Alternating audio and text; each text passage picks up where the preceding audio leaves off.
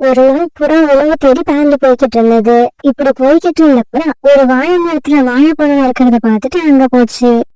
புறா இப்படி அங்க போனப்ப அந்த வாழை மரத்துக்கு பக்கத்துல ஏற்கனவே காலுக்காக வந்து உட்கார்ந்துருந்தது. புறா, நீ எதுக்கு தேவையில்லாம இந்த இடத்துக்கு வந்த? நான் ஒன்னும் தேவையில்லாம வரல. இந்த மரத்துல இருக்க வாழைப்பழங்களை கொஞ்சம் பறிச்சுக்கிட்டு போகலாம்னு வந்தேன். இந்த வாழை மரம் என்னோடது. இதுல இருந்து யாரும் ஒரு பழத்தை கூட பறிக்க முடியாது. ஏன் பறிக்க கூடாது? இந்த மரம் யாருக்கும் சொந்தமானது கிடையாது. அதனால யார் வேணாலும் இதுல உள்ள பழங்களை பறிச்சு எடுத்துக்கிட்டு போகலாம். இல்ல, இந்த மரம் என்னோடது. இத தண்ணி ஊத்தி நான் தான் வளர்த்தேன். காலு, பொய் சொல்லாத. இந்த மரம் ரொம்ப நாளா காஞ்சு போய் கிடந்தத நானே பார்த்திருக்கேன். சமீபத்துல பெஞ்ச மழையால தான் இது கொஞ்சம் வளர்ந்து இப்ப காய் காய்ச்சிருக்கு. ஏய் புறா, என்ன சொல்ல சொல்ல கேட்காம நீ பாட்டுக்கு பேசிக்கிட்டே போற. இந்த சமயத்துல சோனாங்குருவி அந்த வழியா பறந்து போய்கிட்டு இருந்தது. காலுக்காகவும் புறாவும் இப்படி சண்டை போட்டுக்கிறத பார்த்த சோனாங்குருவி உடனே அந்த இடத்துக்கு போச்சு. காலன்னா புறாண்ணா, எதுக்காக ரெண்டு பேரும் இப்படி சத்தம் போட்டுட்டு இருக்கீங்க? உங்களுக்குள்ள அப்படி ஒண்ணுதான் சண்டை. சோனா, நீயும் நல்லா கேட்டுக்க. நான் என்னோட முடிவுல இருந்து பின்வாங்க மாட்டேன். இந்த வாழை மரம் என்னோட மரம். இதுல இருந்து யாரையும் பழங்களை பறிக்க விட மாட்டேன். சோனா, காலு சொல்றது போய். இந்த மரம் இத்தனை நாளா மத்த மரங்கள் மாதிரி எல்லாருக்கும் பொதுவாதான் இருந்துச்சு. இந்த மரத்தை யாருமே கண்டுக்கல. இப்ப இதுல பழம் பழுத்த உடனே இந்த காலை இந்த மரத்துக்கு சொந்தம் கொண்டாடுது. புறாண்ணா, இந்த காலண்ணா கிட்ட இதுக்கு மேல பேச முடியாது. நாம எவ்வளவு பேசினாலும் அவங்க சொன்னதையதான் திருப்பி திருப்பி சொல்லிக்கிட்டு இருப்பாங்க. இந்த வாழைப்பழம் இல்லைன்னா நம்மளால உயிர் வாழ முடியாதா? வாங்க, நம்ம வேற எங்கேயாவது போய் தானியங்களையோ பழங்களையோ தேடி எடுத்துக்கலாம். இந்த பிரச்சனையை இதோட விட்டுடுங்க.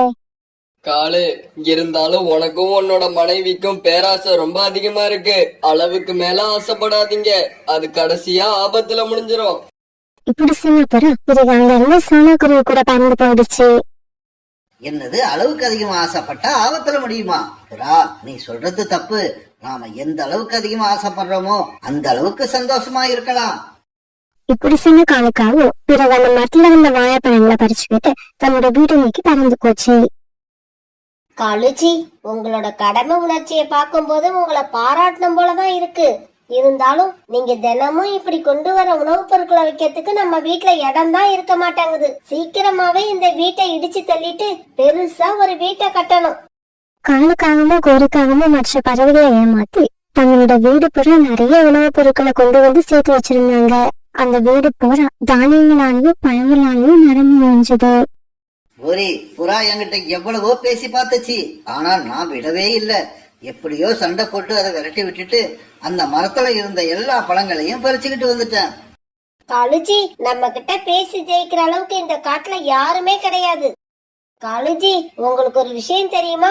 ரீட்டா கிளியோட சோள வயல்ல இப்ப சோளம் நல்லா விளைஞ்சி வந்திருக்கு. அப்படியா? அப்படின்னா நாளைக்கு நான் எங்கேயும் போய் அலைய தேவையில்லை. நேரா ரீட்டா கிளியோட வயலுக்கு போயிடுறேன். மறுநாள் பொழுது விடிஞ்சிச்சு.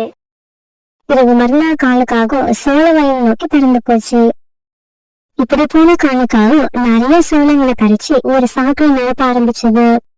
இந்த நேரத்துல ரீட்டாக்கி வந்துருச்சு. ஏய் காலு, உனக்கு அறிவு இல்ல?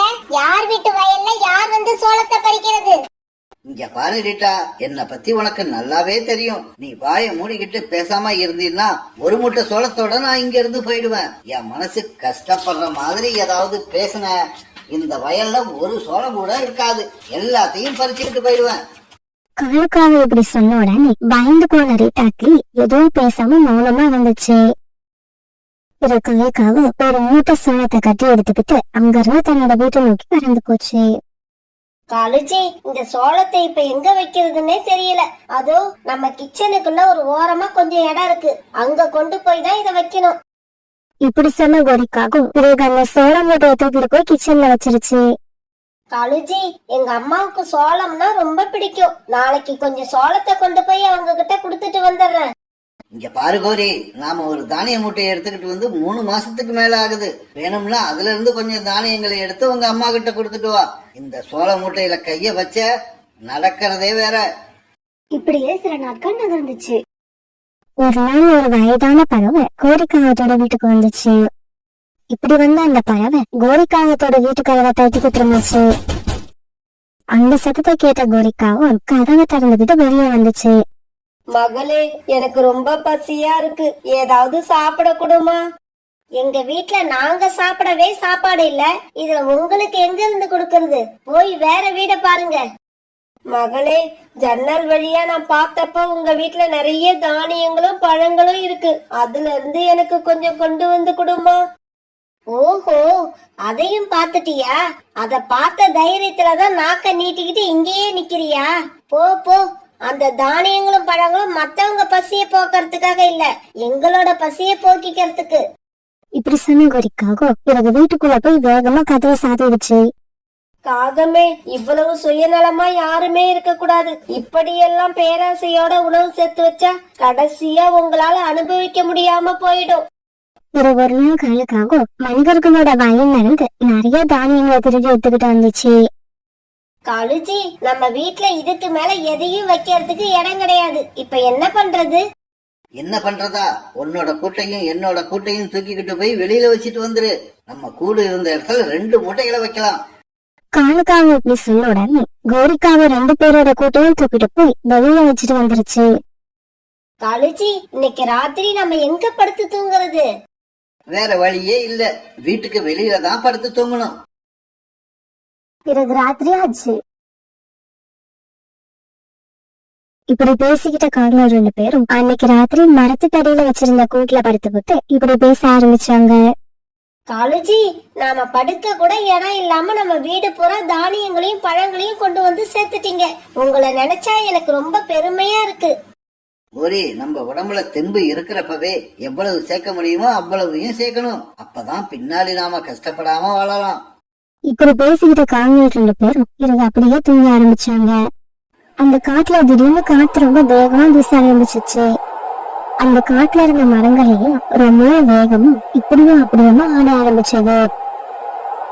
இப்படி எல்லா மரங்களும் ரொம்ப வேகமா ஆட ஆரம்பிச்ச மாதிரி காலுக்காகத்தோட வீடு இருந்த மரமும் வேகமா ஆட ஆரம்பிச்சது. காலுக்காகத்தோட வீட்டுல நிறைய உணவுப் பொருட்கள் இருந்ததால வேகமா வீசின காத்துக்கு ஈடு கொடுக்க முடியாம அந்த வீடு அப்படியே கீழே வந்து உடைஞ்சு போயிடுச்சு.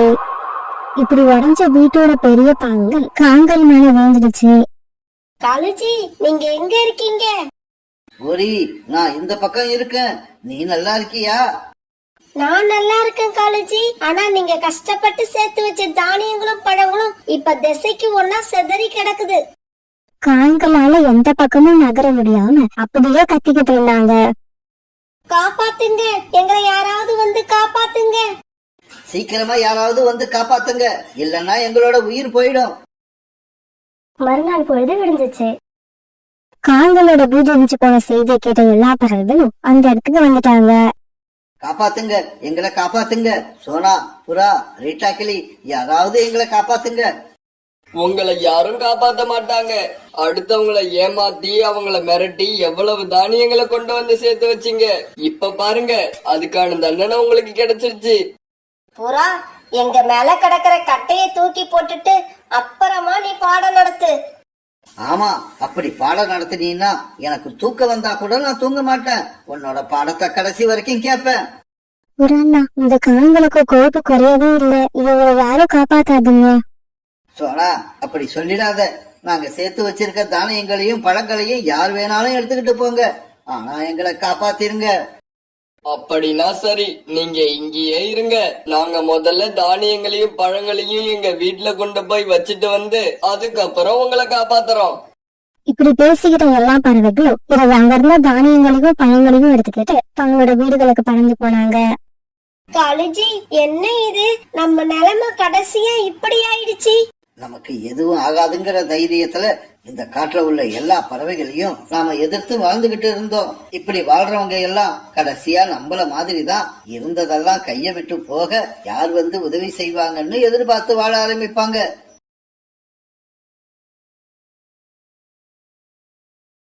சோனா குருவியோட கணவர் ராணா குருவி உயிரோட இருக்கும் போது சோனா குருவியோட குடும்பம் வறுமையில தான் வாழ்ந்து வந்தது. திடீர்னு நடந்த ஒரு விபத்துல ராணா குருவியோட மரணத்துக்கு அப்புறம் சோனா குருவியோட குடும்பம் வறுமையோட பிடியில சிக்கி ரொம்பவும் தவிச்சுது. ஒரு நாள் சோனா குருவிய பார்க்க அதோட தோழி மீனா குருவி அங்க வந்தது. மீனா, நாங்க ஏற்கனவே வறுமையில தான் இருந்தோம், இருந்தாலும் குக்குவோட அப்பா இறந்ததுக்கு அப்புறம் சாப்பாட்டுக்கே ரொம்ப கஷ்டமா இருக்கு, என்ன விடு, நான் கூட பட்டினி கிடந்துருவேன். இந்த குழந்தைங்களை நினைச்சாதான் பாவமா இருக்கு. இந்த குழந்தைங்க வேற எங்கேயாவது பிறந்திருந்தா கூட சந்தோஷமா இருந்திருப்பாங்க. எனக்கு பிறந்து என் கூட சேர்ந்து இவங்களும் கஷ்டத்தை அனுபவிக்கிறாங்க. சோனா, இதையெல்லாம் நீ சொல்லணும்னு அவசியம் இல்ல. நடக்கிறது எல்லாம் நானும் பாத்துக்கிட்டு தான் இருக்கேன். கடவுள் இந்த நேரத்துல உன்னை ரொம்ப சோதிக்கிறாரு. உன்னோட குழந்தைங்க 2 பேரும் ரொம்ப சின்னவங்க. இவங்களை நீ தனியா வளர்க்கணுங்கிறது ரொம்ப கஷ்டம்தான். உன்னோட நிலைமையை நினைச்சா எனக்கு கவலையா இருக்கு. மீனா, நான் வேலைக்கு போலான்னு இருக்கேன். உனக்கு தெரிஞ்ச இடத்துல ஏதாவது வேலை இருந்தா சொல்லு. என் குழந்தைங்க பட்டினி கிடக்கிறத என்னால பார்க்க முடியல. அவங்க வயிறார சாப்பிடறதுக்காக நான் ஏதாவது செஞ்சுதான் ஆகணும். சோனா, காலுக்காகத்த உனக்கு தெரியும்ல, அது ரொம்பவும் பணக்காரர். அது மட்டும் இல்லாம அவங்க கிட்ட நிறைய வயல்களும் இருக்கு. எனக்கு என்னவோ நீ அங்க போய் வேலை கேட்டா உனக்கு ஏதாவது வேலை கிடைக்குங்கிற நம்பிக்கை எனக்கு இருக்கு. மீனா, இந்த தகவலை எனக்கு தெரிவிச்சதுக்கு ரொம்பவும் நன்றி. நாளைக்கு காலையில முதல் வேலையா காலுக்காகத்த போய் பார்த்து வேலை கேட்க போறேன். மறுநாள் பொழுது விடிஞ்சிச்சு. காலையிலேயே கண் விழிச்ச சோனா குருவி காலுக்காகத்தோட வயலை நோக்கி பறந்து போச்சு. வயல்ல காலுக்காகத்தை பார்த்த சோனா குருவி அதுகிட்ட இப்படி பேச ஆரம்பிச்சது. காலண்ணா, நீங்க வயல்ல வேலை பார்க்கறதுக்காக நிறைய பறவைங்களை வேலைக்கு வச்சிருக்கீங்கன்னு கேள்விப்பட்டேன். எனக்கு வயல் வேலையெல்லாம் தெரியும். வயல்வெளியில நீங்க எந்த மாதிரி வேலை கொடுத்தாலும் நான் ரொம்ப சீக்கிரமா செஞ்சு முடிப்பேன். சோனா, வயல் வேலை எல்லாம் உனக்கு தெரிஞ்சிருந்தா கூட இப்ப எனக்கு வயல் வேலைக்காக பறவைகள் யாரும் தேவைப்படல. நீயே பாரு, என் வயல்ல எவ்வளவு பறவைகள் வேலை செய்யறாங்கன்னு. ஆனா என் வீட்டை சுத்தம் பண்றதுக்கு எனக்கு ஒரு பறவை தேவைப்படுது. நீ விருப்பப்பட்டா என் வீட்டை சுத்தம் பண்ற வேலைய பார்க்கலாம். இல்ல காலண்ணா, வீட்டு வேலை பாக்குறதுல எனக்கு விருப்பம் இல்ல. எனக்கு தயவு செய்து வயல்ல ஏதாவது வேலை இருந்தா கொடுங்க. நானும் என் குழந்தைங்களும் ரொம்பவும் கஷ்டப்படுறோம். அப்படியா சோனா?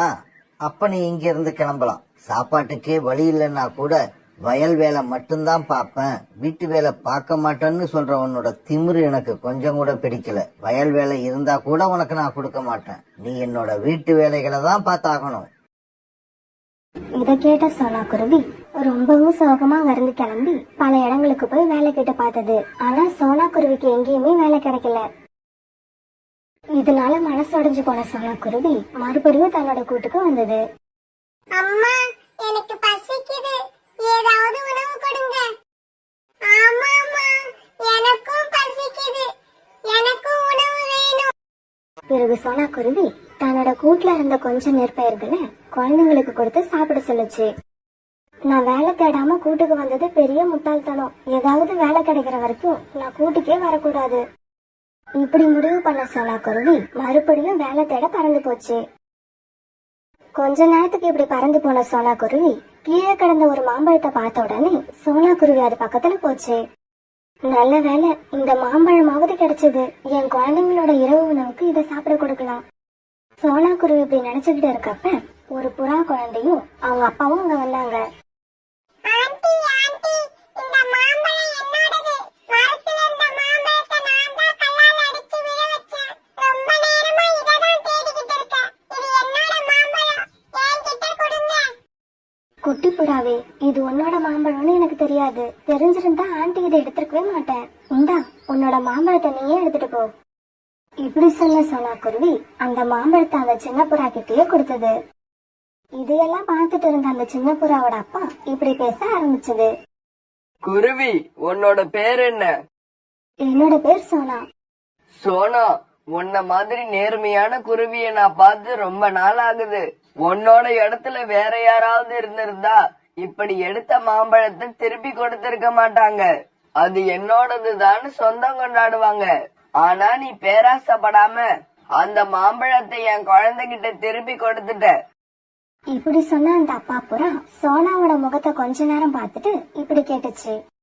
சோனா, உன் முகத்தை பார்த்தா நீ ஏதோ குழப்பத்துல இருக்கிற மாதிரி இருக்கு. உன்னோட கஷ்டம் என்னன்னு என்கிட்ட சொல்லு. என்னால ஏதாவது உதவ முடியுதான்னு பாக்குறேன். ஆமா புறாண்ணா, நீங்க சொல்றது உண்மைதான். என் மனசுல நிறைய குழப்பங்கள் இருக்கு. அதுல பெரிய குழப்பம், எனக்கு இன்னும் வேலை கிடைக்கல. அதனால நானும் என் குழந்தைங்களும் சாப்பாட்டுக்கே ரொம்பவும் கஷ்டப்படுறோம்.